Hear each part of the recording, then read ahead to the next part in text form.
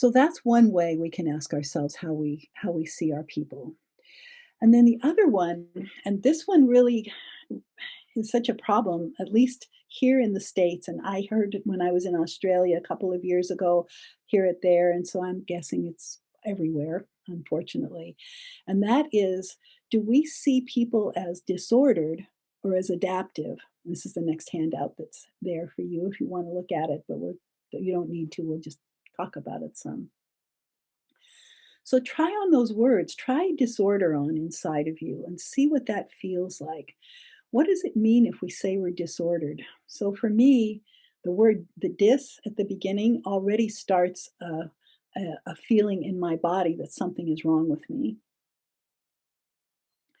And that in some ways, and now I have to be divided up. Where are the healthy parts of me and where are the disordered parts of me? So now I'm not whole any longer in terms of being able to hold all of me because there's this disordered part, there's something wrong with me.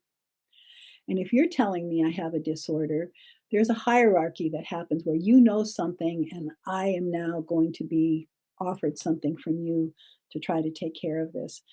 So there's some kind of hierarchical sense in it, and there's certainly a sense of there's something wrong with me.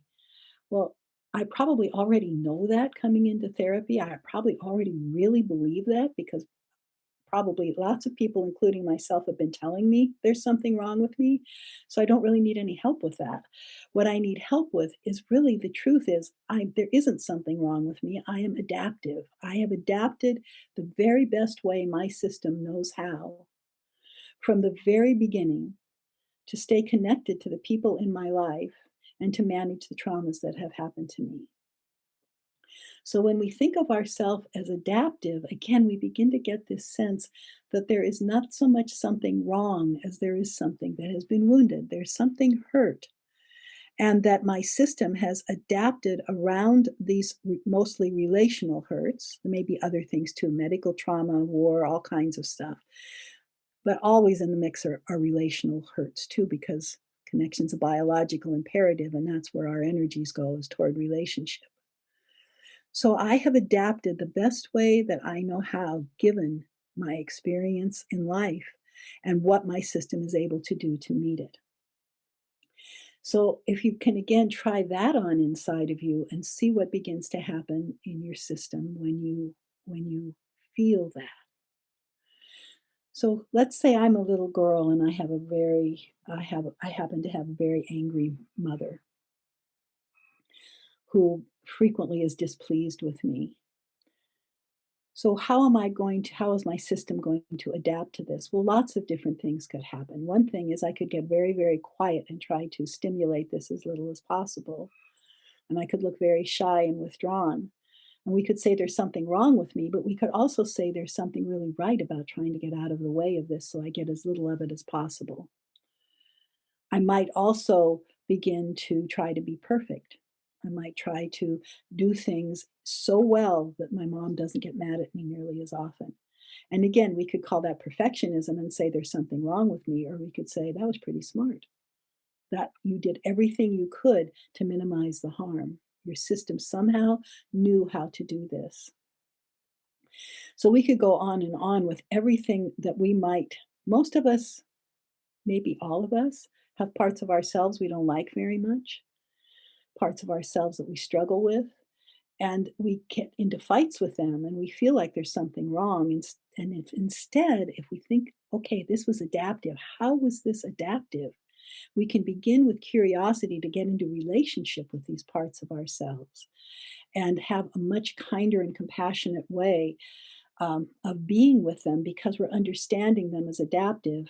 And I'll tell you, our inner world loves it when we're curious about what happened from a kind place. There's a way the whole inner world begins to soften. So for me, I have always, food has been a primary protector for me. And so when I find myself in front of the refrigerator, well, probably the freezer, because I'm probably looking for ice cream. But when I find myself there, there is a real fork in the road for me of hearing the voice inside of me that wants to say, stop it, you don't need that. It would be good to lose some weight, on and on and on. What are you doing? You're 78, you should know better. I can hear that voice, but I can also then hear inside myself more and more, because I've been working with this for so long, a kind of gratefulness of how food really saved my life when I was a kid. Um, the ability to change from a state of despair into a state with a little more hopefulness because of the way sweets would change my neurotransmitters. And I really understand that without that, I would not have probably survived my childhood. Um, come from a German family, and both my mother and my grandmother baked almost every day. So, in the midst of a really abusive household, there were always cinnamon rolls with raisins in them that were unbelievably good. And we could orient to that, and it could bring me both neurobiological relief, but also the relief of something literally sweet in a household that wasn't. I also developed a lot of rituals with my father around food that had to do with complicated stuff that maybe we'll get into at some other point, because I like to use myself as examples often because it's close to me and I can talk about it in a very real way. But in any case, so my joining with food also had to do with staying close to my dad.